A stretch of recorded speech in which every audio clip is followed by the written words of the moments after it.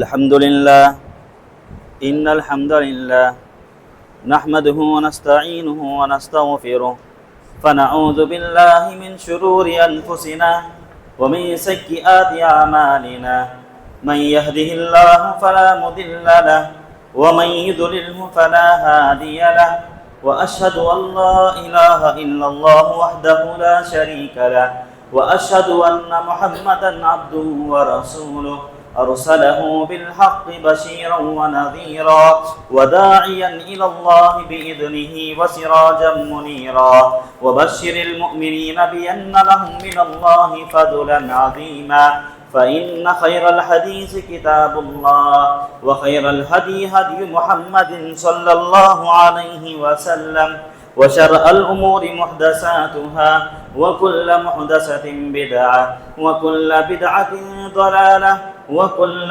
ضلالة في النار أما بعد أعوذ بالله من الشيطان الرجيم بسم الله الرحمن الرحيم ولقد خلقنا الإنسان من سلالة من طين ثم جعلناه نطفة في قرار مكين وقال الله تبارك وتعالى في موضع آخر أعوذ بالله من الشيطان الرجيم بسم الله الرحمن الرحيم والعصر إن الإنسان لفي خسر إلا الذين آمنوا وعملوا الصالحات وتواصوا بالحق وتواصوا بالصبر۔ تمام قسم کی تعریف و توصیف، کبریائی و بڑائی، حمد و ثنا، جاہ و جلال، شان و شوکت اس وحدہ لا شریک لہ کے لیے لائق اور زیبا ہے کہ جس نے مجھے اور آپ کو اشرف المخلوقات میں سے عطا فرمایا۔ بعدہ تمام انبیاء علیہ السلام پر درود و سلام ہو، بالخصوص میرے اور آپ کے آقا تاجدار مدینہ محمد مصطفیٰ احمد مجتبیٰ سرور کونین محسن انسانیت خاتم النبیین صلی اللہ علیہ وسلم پر انگنت درود و سلام ہو۔ حاضرین جمعہ اور معزز خواتین اسلام، میں بلا تمہید اپنے اصل موضوع پر آنا مناسب سمجھتا ہوں۔ آج اس خطبہ جمعہ کے موقع پر میں آج آپ کے سامنے نوجوان اور ان کا بگاڑ اس موضوع پر کچھ گفتگو کرنا مناسب سمجھتا ہوں۔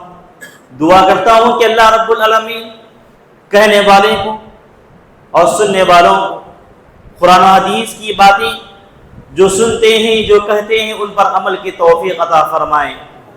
بعدہ کہنے والے کو قرآن و حدیث کے موافق صحیح بات، اسلام کے مطابق صحیح رہنمائی کی باتیں بتلانے کی توفیق بھی عطا فرمائیں، آمین۔ معزز حضرات، اگر ہم دور حاضر پر یا پھر آج کے اس معاشرے پر نظر دوڑاتے ہیں تو یہ بات واضح انداز سے ہمیں سمجھ میں آ جاتی ہے کہ یہ دنیا انسان کو فتنوں کی جانب لے کر جا رہی ہے۔ ہونا تو یہ چاہیے کہ یہ دنیا کو دیکھ کر انسان عبرت حاصل کرتا کہ اس دنیا کے اندر یہ دنیا کیا رنگینیاں دکھلا رہی ہیں۔ کہا اللہ تبارک و تعالیٰ نے فَاعْتَبِرُوا يَا أُولِي الْأَبْصَارِ، اے دیکھنے والی آنکھیں دیکھو اور عبرت حاصل کرو۔ اللہ رب العالمین نے انسان کا تو جسم بنایا ہے، مگر اس جسم کے اندر آنکھ جیسی عظیم نعمت سے بھی اللہ نے ہمیں نوازا ہے۔ اللہ نے اس آنکھ کو کیوں عطا کیا ہے؟ تاکہ یہ آنکھ دیکھیں کہ دنیا کے اندر کیا اچھا ہو رہا ہے اور اس دنیا کے اندر کیا خراب ہو رہا ہے۔ یہ آنکھ دیکھیں، اس لیے اللہ رب العالمین نے اس آنکھ کو عطا کیا ہے۔ اور اتنا ہی نہیں بلکہ اللہ رب العالمین نے ہمارے جسم میں آنکھ کے رکھنے کے ساتھ ساتھ یہ واضح طور پر اشارہ کیا فَاعْتَبِرُوا يَا أُولِي الْأَبْصَارِ، اے دیکھنے والی آنکھوں دیکھو اور عبرت حاصل کرو۔ دنیا کے اندر اچھا بھی ہو رہا ہے، برا بھی ہو رہا ہے، کوئی آدمی آرام کی زندگی گزار رہا ہے تو کوئی مصیبتوں کی زندگی گزار رہا ہے۔ دنیا کے اندر سب کچھ چل رہا ہے، مگر اس کے لیے ہمارے لیے ایک فائدہ ہے۔ کس کے لیے فائدہ ہے؟ دنیا اس کے لیے فائدہ پہنچاتی ہے جو آدمی اس دنیا کو دیکھنا چاہتا ہے، اپنے آنکھوں سے غور سے دیکھتا ہے اور اپنے دل کے اندر اپنے دل کے اندر یہ اشارہ کرتا ہے کہ میں کتنے پانی میں ہوں، اپنے دل کے اندر اپنے گریبان میں جھانک کر دیکھتا ہے، وہی آدمی کامیاب ہوتا ہے۔ محترم حاضرین، میں نے خطبہ مسنہ کے اندر 18واں پارہ سورۃ المؤمنون کی 2 آیتیں تلاوت کی۔ اگر ہم ان دونوں آیتوں پر غور و فکر کرتے ہیں تو اللہ تبارک و تعالیٰ کیا بیان فرماتا ہے؟ وَلَقَدْ خَلَقْنَا الْإِنسَانَ مِنْ سُلَالَةٍ مِّن طِينٍ، اللہ تعالیٰ بیان فرماتا ہے ہم نے انسان کو مٹی سے پیدا کیا ہے، مٹی کے جوہر سے، مٹی کے ذروں سے اللہ نے انسان کو پیدا کیا۔ اور انسان آج دنیا میں گھمنڈ کر رہا ہے، اور انسان آج دنیا میں فخر کر رہا ہے، تکبر سے سینہ تان کر چل رہا ہے۔ اللہ نے کہا، سورہ قیامہ کا مطالعہ کیجئے، اللہ کہتا ہے فَلَا صَدَّقَ وَلَا صَلَّى وَلَكِنْ كَذَّبَ وَتَوَلَّى ثُمَّ ذَهَبَ إِلَىٰ أَهْلِهِ يَتَمَطَّىٰ أَوْلَىٰ لَكَ فَأَوْلَىٰ ثُمَّ أَوْلَىٰ لَكَ فَأَوْلَىٰ۔ یہاں پر اللہ نے انسان کی اس غفلت کو یاد دلا رہا ہے، کہتا ہے اللہ تبارک و تعالیٰ یہ انسان وَلَكِنْ كَذَّبَ وَتَوَلَّىٰ، اللہ کی نعمتوں کو جھٹلاتا ہے، نماز کا انکار کرتا ہے اور اللہ کی نعمتوں کا انکار کرتا ہے، سینہ تانتا ہے اور دنیا میں زمین پر چلتا ہے، تو اللہ نے کیا کہا؟ اولا لک فاولا، ایسا انسان برباد ہو گیا، ایسے انسان پر اللہ کی بربادی نازل ہوتی ہے۔ پھر اللہ نے کہا ثم اولا لک فاولا، پھر اللہ کی بربادی ہو۔ دو مرتبہ اللہ نے تاکید کے ساتھ اللہ نے کہا اس انسان پر بربادی ہو جو اللہ کے قوانین کی نافرمانی کرتا ہے، اللہ کے قوانین کی نافرمانی کر کر اس دنیا میں اپنے سینے کو تان کر چلتا ہے، نمازوں کا اہتمام نہیں کرتا ہے، ایسے انسان کے لیے اللہ رب العالمین نے بربادی کہا ہے۔ میرے بھائیوں، اللہ رب العالمین نے پارہ نمبر 30 میں ایک چھوٹا سورہ نازل کیا، اس سورت کا نام کیا ہے؟ سورۃ العصر۔ اس سورہ کا اگر ہم مطالعہ کرتے ہیں تو پہلی آیت میں اللہ نے کہا والعصر، زمانے کی قسم۔ اللہ رب العالمین نے کسی چیز کی قسم نہیں کھائی، قسم کھائی بھی تو زمانے کی قسم کھائی اور کہا ان الانسان لفی خسر، اس زمانے میں، اس دنیا میں جتنی بھی مخلوق ہے، خصوصاً جتنے بھی انسان ہیں، یہ تمام کے تمام انسان نقصان میں ہیں، خسارے میں ہیں، گھاٹے میں ہیں، بے فائدہ ہے، بے معنی ہے۔ اللہ اکبر۔ کیوں کہا میرے بھائی؟ کیونکہ انسان اتنا غفلت کا شکار ہو چکا ہے، انسان کے اندر اتنی غفلتیں آ چکی ہیں کہ اس نے اللہ رب العالمین کو بھلا دیا۔ پھر اللہ نے کہا الا الذين امنوا وعملوا الصالحات وتواصوا بالحق وتواصوا بالصبر، اللہ رب العالمین نے 4 لوگوں کو استثناء کیا، 4 لوگوں کو اس کیٹیگری سے الگ کر دیا۔ کہا دنیا کے تمام انسان تو نقصان میں ہیں، خسارے میں ہیں، مگر یہ 4 کیٹیگری، 4 ایسے قسم کے لوگ ہیں جو ہمیشہ فائدے میں رہنے والے ہیں۔ وہ کون لوگ ہیں 4 قسم کے لوگ؟ اللہ نے اس کی بات کی آیت میں کہا الا الذين آمنوا، پہلا وہ آدمی جو ایمان لے آئے، پھر کہا دوسرے نمبر پر وعملوا الصالحات، دوسرا وہ آدمی جو ایمان لانے کے بعد عمل صالح کرے، پھر تیسرے نمبر پر کہا وتواصوا بالحق، تیسرا وہ آدمی جو حق کی گواہی دے، سچائی کا ساتھ دے، چوتھے نمبر پر اللہ نے کہا وتواصوا بالصبر، وہ آدمی جو صبر سے کام کرے، صبر کے دامن کو اپنائے۔ یہ 4 آدمی کامیاب ہیں۔ یہاں پر مفسرین کہتے ہیں یہ 4 چیزیں ایسی ہیں ایک آدمی کے اندر بیک وقت پائے جانا۔ اگر 4 چیزوں میں سے 3 چیزیں موجود ہیں، ایک چیز نہیں ہے، پھر بھی وہ آدمی کامیاب نہیں ہے۔ 4 چیزوں کا ایک ساتھ، ایمان، عمل صالح، حق اور صبر، یہ 4 چیزیں ہر آدمی کے اندر ایک وقت ایک ساتھ پائے جانا، تبھی جا کر وہ آدمی کامیاب ہے۔ 3 چیزیں ہیں، ایمان ہے، عمل صالح ہے، حق بھی ہے مگر اس کے اندر صبر نہیں ہے، تب بھی وہ آدمی کامیاب نہیں ہے۔ یا پھر عمل صالح ہے، ایمان بھی ہے، صبر بھی ہے مگر حق نہیں ہے، تب بھی وہ آدمی کامیاب نہیں ہے۔ تو ایک آدمی کے اندر یہ 4 چیزیں ایک وقت ایک ساتھ پائے جانا، تبھی جا کر یہ آدمی کامیاب ہوتا ہے۔ یہ آدمی نقصان اٹھانے والا نہیں ہے۔ اگر ہم غور کریں، اگر میں اپنی زندگی اور ہماری زندگی کی متعلق بات بتاؤں تو آج ہمارا ایمان ہے مگر عمل صالح کے اندر ہم کمزور ہیں۔ آج ہم عمل صالح کے اندر کمزور ہیں۔ کیسے میرے بھائی؟ دیکھیے اللہ رب العالمین نے کہا کہ تم نماز پڑھو، اقیم الصلاۃ، مسلمانوں تم نماز پڑھو، تو مسلمان کیا کرتے ہیں؟ نماز نہیں پڑھتے۔ اللہ نے کہا روزہ رکھو، مسلمان کیا کرتا ہے؟ روزہ نہیں رکھتا۔ اللہ نے کہا تمہارے پاس استطاعت ہے تو قربانی کرو، استطاعت ہے پھر بھی انسان قربانی نہیں کر رہا، تو اللہ کے فرامین پر انسان عمل نہیں کر رہا ہے، تو پھر عمل صالح کہاں؟ ایمان تو لے آئے مگر عمل صالح نہیں ہے۔ بعض ایسے لوگ ہیں جو ایمان بھی لائے، عمل صالح بھی کرے مگر ان کے اندر حق نہیں ہے۔ ایمان لائے، نماز بھی پڑھتی، تہجد کا بھی اہتمام، روزہ بھی رکھتی، قربانی بھی کرتی، فلاں فلاں فلاں فلاں اچھے کام، ہر اچھا کام انسان کرتا، مگر جب حق بات کی بات آتی ہے، سچائی کی بات آتی ہے، انسان سچ کا ساتھ نہیں دیتا۔ مثال بزنس، تجارت انسان کر رہا ہے، جھوٹ اس کے اندر برت رہا ہے، جھوٹ کا استعمال کر رہا ہے اور بیپار کر رہا ہے، بزنس کر رہا ہے، تجارت کر رہا ہے، تو پھر ایسا آدمی کامیاب کبھی نہیں ہوگا۔ تو کامیاب کون ہوگا؟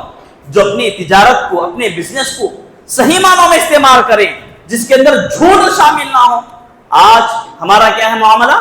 بات بات پر جھوٹ پر جھوٹ، جھوٹ پر جھوٹ۔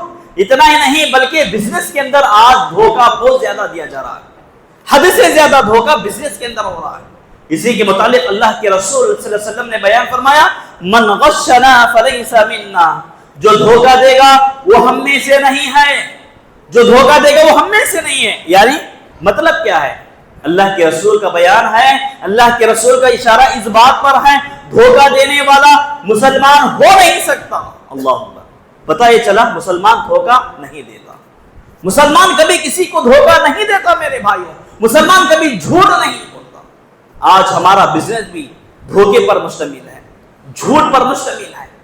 ایک مرتبہ کا واقعہ ہے، اللہ کے رسول صلی اللہ علیہ وسلم بازار کو نکلتے ہیں، کچھ خریدنے کے لیے بازار کو پہنچتے ہیں، وہاں پر دیکھتے ہیں کہ ایک آدمی ہے جو اپنے اناج کو بیچ رہا ہے، اپنے اناج کو، مثال کے طور پر گیہوں کو بیچ رہا ہے۔ اس آدمی نے کیا کیا؟ کچے اناج کو اندر رکھا، سکے اناج کو اوپر ڈال کے پیک کر دیا۔ اب جو گراہک آتا اندر کا کچا مال ڈال کے بیچ رہا۔ اللہ کے رسول نے دیکھا، کہا کہ دیکھ بھائی تو غلطی پر ہے، اس کو سدھار لے ورنہ تو جہنم میں چلا جائے گا۔ اللہ اکبر۔ تو آج ہمارا معاملہ یہی ہے، ایمان ہے عمل صالح ہے تو سچائی نہیں ہے، یہ ایمان ہے عمل صالح ہے سچائی بھی ہے تو مگر صبر نہیں ہے ہمارے اندر۔ چھوٹی چھوٹی بات پر ہم گلہ کرتے ہیں، یہ مصیبت میرے کوچ آنا کیا، یہ بیماری میرے کوچ آنا کیا، اتنی بڑی پریشانیاں میرے خاندان کوچ آنا کیا، ایسا گلہ ایسا شکوہ، گویا کہ آج ہمارے اندر صبر نہیں ہے۔ تو میرے بھائیوں پتہ یہ چلا انسان کامیاب ہونے کے لیے 4 چیزیں ضروری ہیں، اگر کسی کے اندر یہ 4 چیزیں بیک وقت آ گئی تو گویا کہ وہ انسان نقصان اٹھانے والوں میں نہیں بلکہ کامیاب انسان ہے۔ محترم حاضرین، میں نے یہ کہا کہ ہمارے معاشرے میں نوجوانوں کا بگاڑ بہت زیادہ ہوتا ہوا نظر آ رہا ہے۔ اس کا اصل سبب کیا ہے؟ نوجوانوں کا بگاڑ کا اصل سبب ان کے والدین ہیں، کیونکہ والدین نے اپنے بچوں کی تربیت صحیح نہیں کی تو نتیجے میں آج یہ اولاد بگڑتی ہوئی نظر آ رہی ہے۔ کوئی چور بن رہا ہے تو کوئی ڈاکو بن رہا ہے، کوئی فلاں فلاں فلاں فلاں کے اندر مبتلا ہے، یہاں تک کہ کوئی پینے والا پی رہا ہے۔ اس کے اصل ذمہ دار ان کے والدین ہیں۔ اگر وہ بچہ جب چھوٹا سا بچہ تھا غلطی کرتا، ماں یا باپ اسے تھپڑ رسید کرتے تو آج بڑا ہو کر وہ غلطی پر شامل نہ ہوتا۔ ماں باپ کی سب سے بڑی غلطی ہے کہ انہوں نے اپنے بچوں کو نہیں ٹوکا۔ تو میرے بھائیوں یہاں پر جو ہوا سو ہو گیا۔ جب یہ بچہ جوانی کی عمر کو پہنچتا ہے اسے یہ سوچنا چاہیے کہ اللہ نے مجھے کیوں پیدا کیا، میں اپنی زندگی کیسے گزار رہا ہوں۔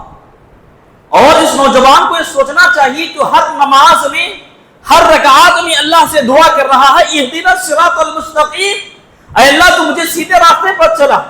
اتنا ہی نہیں، صراط الذین انعمت علیہم، یہ بھی اللہ سے دعا کر رہا ہے۔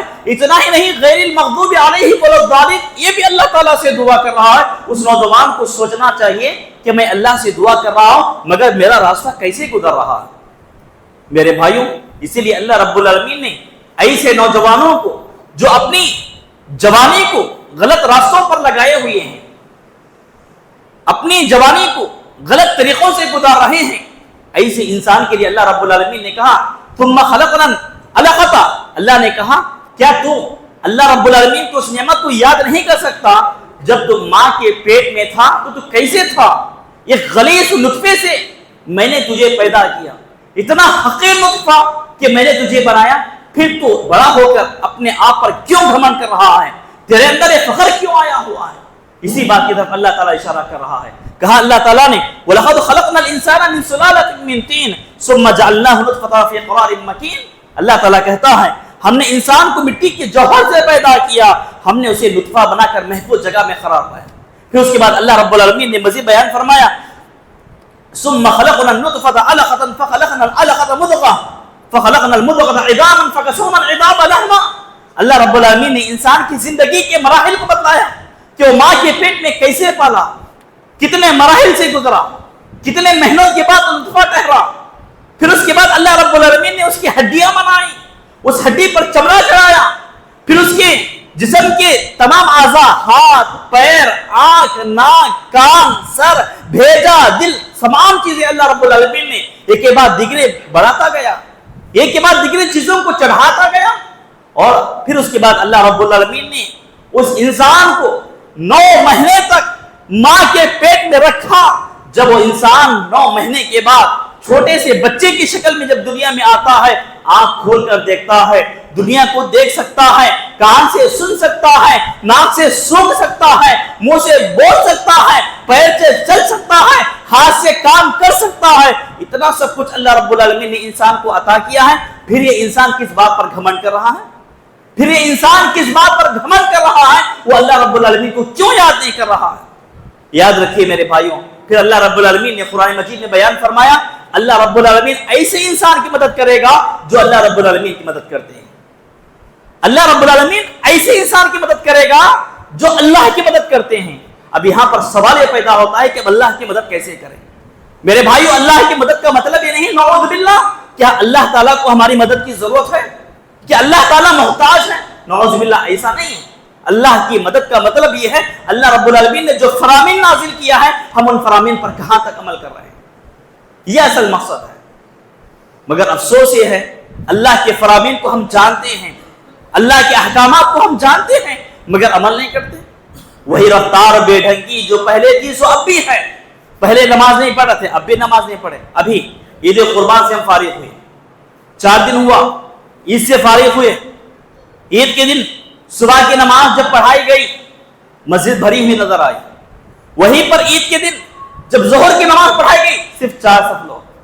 یہ ہے ہمارا ایمان، اس بات پر ہم مسلمان کہتے ہیں۔ اور عید ختم، نمازی بھی ختم، رمضان آیا مسجدیں بھر گئی، رمضان ختم تو مسجدیں خالی۔ کہ یہی ہے مسلمانوں کی پہچان؟ کہ یہی ہے مسلمانوں کی پہچان؟ تو آج ہم شریعت کا جنازہ نکال رہے ہیں، دھجیاں اڑا رہے ہیں، ہر کوئی اپنے منمانی سے دین کو چلانا چاہ رہا ہے، نعوذ باللہ۔ وہیں پر ایک مسئلہ بتاتا چلو، اسلام کا ایک قانون ہے، مسلمان نماز پڑھے تو ٹوپی لگا کر پڑھے۔ ہم اہل حدیث ہیں، گھمنڈ سے فخر سے کہتے مولوی صاحب بغیر ٹوپی کی نماز ہوتی؟ ہم ٹوپی لگاتے نہیں، بغیر ٹوپی کی نماز پڑھ لیتے۔ یا پھر ٹوپی لگاتے بھی ہیں تو مسجد کے اندر جو ٹوپی، جو کاریوں کی، جو پلاسٹک کی جو ٹوپی رکھی جاتی ہے، جبکہ اسلام نے حرام قرار دیا اسی ٹوپی کا پہننا، وہ ٹوپی پہنتے ہیں۔ تو میرے بھائیوں، اگر الفاظ زیادہ کہتے ہیں تو پھر لوگوں کی جانب سے شکایتیں شروع ہو جاتی ہیں، ان کو کس نے حق دیا یہ بات کہنے کا؟ کس نے کہا یہ حرام کہو وہ حلال کہو؟ اللہ بہتر جانتا ہے میرے بھائیوں۔ تو جس بات پر بھی ہم آواز اٹھاتے ہیں ٹوکا جاتا ہے۔ اب دیکھیے مسلمان یہ اہل حدیث ہیں جو دعویٰ کرتے ہیں کہ ہم قرآن پر حدیث پر عمل کرنے والے ہیں، یہ مسلمان کی حالت دیکھیے، مسجد میں نماز پڑھ رہا بغیر ٹوپی کے۔ وہیں پر علماء احناف کو دیکھیے، ان کا ایک بچہ اپنے جیب میں ہمیشہ ٹوپی رکھتا ہے، نماز پڑھے یا نہ پڑھے بات کا مسئلہ، ان کے جیب میں ٹوپی ضرور رہتی ہے۔ مگر ہمارے جیبوں میں پیسہ ہے، بیڑی ہے، سگریٹ ہے، سب کچھ ہے، مگر ٹوپی نہیں ہے مسلمان کی جیب میں۔ ٹوپی نہیں خرید سکتا مسلمان، گھن آتی ہے مسلمان کو ٹوپی خریدنے سے، ٹوپی لگانے سے مسلمان کو شرم محسوس ہوتی ہے۔ آج ہمارے نوجوان کو ٹوپی لگانا مسلمان عیب سمجھتا ہے، جبکہ ٹوپی مسلمان کی زینت ہے، مسلمان کی پہچان ہے. جہاں پر ٹوپی کا مسئلہ ہے ویسی آج ہمارے نوجوانوں کا مسئلہ داڑھی کا بھی ہے. داڑھی رکھنے کو مسلمان عیب سمجھ رہا ہے. الحمدللہ پھر بھی کچھ سدھار آیا ہے, آج ہمارے نوجوانوں میں داڑھی چھوڑ رہے ہیں. مگر اکثر مسلمان آج ایسے ہیں جو جانتے ہیں کہ داڑھی کو بڑھانا ضروری ہے, پھر بھی داڑھی کو بڑھاتے ہیں. آج ہمارے نوجوانوں کا بگاڑ دیکھیے. آج ہمارے نوجوان کہاں گزر رہے ہیں. آج ہمارے نوجوانوں کا راستہ فلموں کے ہیروؤں پر وہاں پر گزر رہا ہے. ان کے مطابق ان کو آئیڈیل, ان کو نمونہ بنایا جا رہا ہے, جبکہ مسلمان کے نوجوانوں کو چاہیے کہ وہ نمونہ بنائے تو قرآن کو بنائے, حدیث کو بنائے. آج ہمارا نوجوان شاپنگ کرتا ہے, کپڑے خریدنے سے پہلے یہ سوچتا ہے کہ کس ہیرو نے کون سا کپڑا پہنا تھا, مجھے کون سا کپڑا خریدنا ہے. آج ہمارا نوجوان یہ پینٹ خریدنے سے پہلے سوچتا ہے کہ کون سے ڈیزائن کی ہے, یہ کون سے فیشن کی ہے, مجھے وہ خریدنا ہے. آج ہمارا نوجوان جب حجام کی شاپ میں کٹنگ کرانے بیٹھتا ہے یہ سوچتا ہے کہ مجھے کون سی چپا کٹنگ کرانا ہے, کون سی کٹورا کٹنگ کٹانا ہے. یہ سوچتا ہے آج ہمارا نوجوان, اور کہتا ہے کہ میں مسلمان ہوں, اور یہ نوجوان کہتا ہے کہ میں اہل حدیث ہوں, اور یہ نوجوان کہتا ہے کہ میں نے قربانی کی, اور یہ نوجوان کہتا ہے کہ میں نے روزہ رکھا, اور یہ نوجوان کہتا ہے کہ میں نے نماز پڑھی. تو میرے بھائیوں, جو شریعت کا جنازہ نکالتا ہے, جو شریعت پر عمل نہیں کرتا, جو اسلام کے خلاف زندگی گزارتا ہے, چاہے وہ ہزاروں نمازیں پڑھے, اس کی نماز کہاں پر اللہ کے پاس پہنچے گی. اللہ رب العالمین ایسے نوجوان کی نمازوں کو رد کر دے گا, ایسے لوگوں کی عبادتوں کو قبول نہیں کرے گا جو شریعت کا جنازہ نکالتے ہیں. آج حجام کے دکان میں بیٹھتا ہے نوجوان, کہتا ہے کہ مجھے فلاں فلاں فلاں ڈیزائن کی کٹنگ کرنا ہے, مجھے فلاں فلاں طریقے سے بال کٹانا ہے, جبکہ نوجوان جانتا ہے اللہ کے رسول نے حرام قرار دیا ہے 3 قسم کے بال کٹ کرانے کو. اللہ کے رسول نے 3 قسم کی کٹنگ کو حرام قرار دیا ہے. وہ زمانے میں کٹنگوں کے نام نہیں تھے, آج کے زمانے میں ہم نے رکھ لیا. آج کے زمانے میں ہم نے رکھ لیا, وہ زمانے میں نام نہیں تھے. اللہ کے رسول نے وضاحت کے ساتھ بیان فرمایا, کہا اگر کوئی آدمی یہ 3 قسم کی بال کٹ کراتا ہے تو گویا کہ وہ آدمی حرام کام کر رہا ہے. پہلی قسم کیا ہے؟ اللہ کے رسول نے بیان فرمایا اگر کوئی آدمی سر کے بال کٹا رہا ہے, سر کے بیچ میں بال ہیں, سائیڈ میں کٹ کر رہا ہے, وہ کٹنگ حرام ہے. اللہ کے رسول نے بیان فرمایا سائیڈ میں بال ہیں, بیچ میں بال چھوڑے گئے ہیں, وہ کٹنگ بھی حرام ہے. پھر اللہ کے رسول نے تیسری قسم بیان کی, بیان فرمایا وہ آدمی سر کے پورے بال تو کٹ کرایا مگر سامنے کے 4 بال بڑے رکھا, وہ بھی حرام ہے. کہا اگر کٹنگ کرانا ہے, بال کو کٹ کرانا ہے تو سر کے پورے بالوں کا ایک سائز کا ہونا ضروری ہے, تبھی جا کر جائز ہے, ورنہ اس کے علاوہ جتنے بھی قسم کے بال آپ کٹ کراؤ حرام ہے اسلام کے اندر. نوجوان جانتا ہے, پھر بھی نہیں مولوی صاحب سادی کٹنگ کرائیں گے, میرے دوستوں میں میری عزت نہیں رہتی, میرے دوستوں میں میری عزت نہیں رہتی, اس لیے ویسی کٹنگ کراتا ہے. آج ہمارے نوجوان کا حال کیا ہے میرے بھائیوں؟ آج ہمارا نوجوان نماز پڑھنے آتا ہے تو اپنے لباس کو ٹخنے سے اوپر پہنتا ہے, نماز ختم ہو گئی, مسجد کے باہر نکلا, پھر لباس ٹخنے سے نیچے. جبکہ اللہ کے رسول نے واضح انداز میں بیان فرمایا وہ حصہ, وہ پیر جو ٹخنے سے نیچے لباس پہنتا ہے, جہنم میں وہ حصہ آگ میں چلے گا, جہنم میں وہ حصہ آگ میں چلے گا. نوجوان پرواہ نہیں کرتا. اب کی کہانی اب دیکھیں گے, جب کی کہانی کون دیکھی؟ اب کی کہانی اب دیکھیں گے, جب کی کہانی تو دیکھے نہیں. ہم جو کرنا ہے کر لو, دنیا میں انجوائے کر لو, مزے اڑاؤ. آج ہماری زندگی ایسی ہی گزر رہی ہے, ٹخنے سے نیچے لباس. اتنا ہی نہیں, العیاذ باللہ ہمارے نوجوان کپڑے پہنتا ہے, اس کا پیجامہ جو پہنتا اتنا ٹائٹ فٹنگ, اتنا تنگ ہو گیا ہے کہ اس کے جسم کے اعضاء نظر آنے لگتے ہیں. یہاں پر ہمارے نوجوان بھائیوں کی حالت ہے, وہیں پر نوجوان لڑکیوں کی حالت بھی اس سے کم نہیں ہے میرے بھائیوں. ان کا لباس بھی ویسی ہوتا چلا جا رہا ہے. اللہ رحم فرمائے. نوجوانوں کے اندر بہت بگاڑ آیا ہوا ہے. ان تمام بگاڑ کی سب سے اہم جڑ آج کا انٹرنیٹ کا زمانہ ہے, آج کا یہ موبائل فون کا فتنہ ہے کہ جس نے پوری انسانیت کو بگاڑ کر رکھ دیا ہے. نہ بچے, نہ جوان, نہ بوڑھے, سب برابر ہیں اس کے اندر. اس موبائل فون نے آج تمام انسانوں کو بد سے بدترین بنا کر چھوڑ دیا ہے. ضرورت اس بات کی ہے کہ ہم اس موبائل فون کا استعمال کریں تو صحیح معنوں میں کریں. موبائل فون کا استعمال کریں تو موبائل فون کو مسلمان بنا کر استعمال کریں. انٹرنیٹ کا استعمال کر رہے ہیں, اس انٹرنیٹ سے آپ علماء کے بیانات سنیں، علماء کے بیانات سنیں، قرآن مجید کی تلاوت سنیں، مسجد حرم کی امامت وغیرہ کو دیکھیں، وہاں کے جو اچھے مناظر ہیں، دنیا کے عجائب جو ہیں ان چیزوں کو دیکھیں، فلموں کو دیکھنا، سیریلوں کو دیکھنا، کامیڈیز کو دیکھنا، جوکس وغیرہ کو دیکھنا، یہ تمام چیزوں کو چھوڑ دیں گے تبھی جا کر ہم اس بیماری سے دور نکل پائیں گے، ورنہ پھر یہ موبائل ہمیں کہیں کا چھوڑ کر نہیں رکھے گا، بلکہ یہ موبائل انسان کو سیدھا جہنم میں داخل کر دے گا۔ میرے بھائیوں، موبائل کا استعمال صحیح طریقے سے ہمیں کرنا چاہیے۔ اسی لیے سب سے اہم کام ہمیں اس حدیث کے مطابق کرنا ہے جس حدیث کے اندر اللہ کے رسول صلی اللہ علیہ وسلم نے بیان فرمایا، من رآ منکم منکرا فلیغیرہ بیدہ۔ اس حدیث کو سامنے رکھتے ہوئے اگر ہم اپنے بھائی سے کوئی غلطی دیکھیں، اگر ہمارا بھائی کوئی غلط کام کر رہا ہے، اسے حتی المقدور روکنے کی کوشش کریں، حتی المقدور، ہر آدمی اپنی جانب سے روکنے کی کوشش کرے، تبھی جا کر ہمارے درمیان سے یہ برائیاں ختم ہوگی۔ فلاں آدمی برائی کر رہا ہے، میں دیکھ رہا ہوں، اپنی آنکھوں سے دیکھ رہا ہوں، خاموش بیٹھوں گا، کوئی فائدہ نہیں۔ دیکھنا ہی کافی نہیں، دیکھنے کے بعد اس کو روکنے کی کوشش کریں۔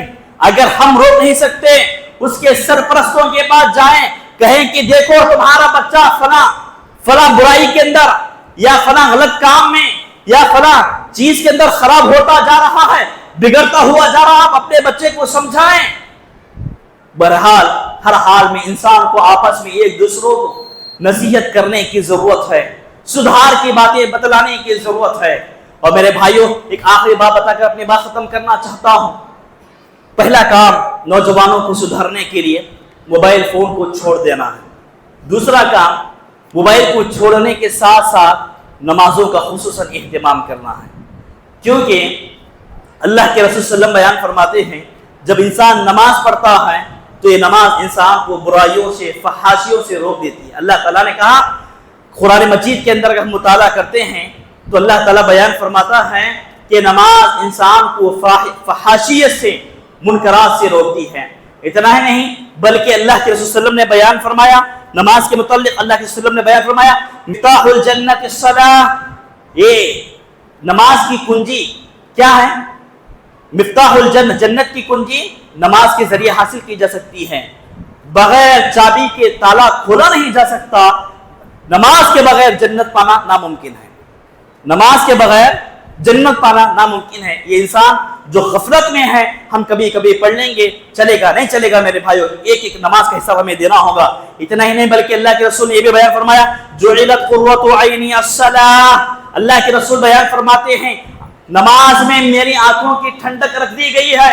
نماز پڑھتا ہے تو آنکھوں کو سکون ملتا ہے، دل کو سکون ملتا ہے، بلکہ اللہ کے رسول صلی اللہ علیہ وسلم نے سب سے بہترین عمل یہ بھی بتلایا۔ اللہ کے رسول صلی اللہ علیہ وسلم سے صحابہ نے سوال کیا، سئل النبی صلی اللہ علیہ وسلم ای الاعمال افضل، اللہ کے رسول صلی اللہ علیہ وسلم سے سوال کیا گیا، اے اللہ کے رسول صلی اللہ علیہ وسلم اعمال میں سب سے بہترین، سب سے افضل عمل کیا ہے؟ تو اللہ کے رسول نے کہا، قال، اللہ کے رسول نے بیان فرمایا، الصلاۃ لاول وقتها، نماز کو اول وقت پر پڑھنا، نماز کو جماعت کے ساتھ پڑھنا، یہ سب سے بہترین اور سب سے افضل عمل ہے۔ تو لہٰذا نماز کو کسی حال میں ہمیں نہیں چھوڑنا چاہیے۔ نماز پڑھنے کی برکت یہ ہے، انسان گناہوں سے بچتا ہے، برائیوں سے بچتا ہے، منکرات سے بچتا ہے، فحاشیت سے بچتا ہے، دنیا کی ہر قسم کے فتنے سے، ہر قسم کے فساد سے، ہر قسم کے فریب سے، ہر قسم کے دھوکہ دہی سے، تمام برائیوں سے انسان بچ جاتا ہے نماز کے پڑھنے سے۔ جو انسان نماز نہیں پڑھتا گویا کہ وہ انسان برائیوں میں ملوث ہو جاتا ہے، گناہوں میں ملوث ہو جاتا ہے۔ تو لہٰذا ہمیں نماز جیسی عظیم نعمت کو اپنانا چاہیے، نمازوں کا اہتمام کرنا چاہیے۔ مزید اللہ کے رسول نے یہ بھی بیان فرمایا، اگر کوئی آدمی فجر کی نماز پڑھتا ہے، ظہر کی نماز تک ایک فرشتہ اس کی حفاظت کرتا ہے، جب ظہر کی نماز پڑھتا ہے تو ظہر کی نماز سے عصر کی نماز تک ایک فرشتہ اس کی حفاظت کرتا ہے، گویا کہ ایک نماز سے دوسری نماز تک اس کے لیے ایک فرشتہ مقرر کر دیا جاتا ہے، اللہ کے حکم سے وہ فرشتہ اس آدمی کی حفاظت کرتا ہے۔ میرے بھائیوں، ہمیں نمازوں پر خصوصی توجہ دینے کی ضرورت ہے. دعا کرتا ہوں کہ اللہ رب العالمین کہنے والے کو سننے والوں کو عمل کی توفیق عطا فرمائے. اے اللہ ہم تمام مسلمانوں کو قرآن و حدیث کے مطابق زندگی گزارنے کی توفیق عطا فرما. اے اللہ ہم تمام مسلمانوں کو جب تک تو اس دنیا میں زندہ رکھے دین اسلام پر زندہ رکھ, جب بھی ہمارا خاتمہ ہو تو دین اسلام پر ہو. آمین. ربنا تقبل منا انك انت السميع العليم وتب علينا انك انت التواب الرحيم. سبحان ربك رب العزة عما يصفون وسلام على المرسلين والحمد لله رب العالمين.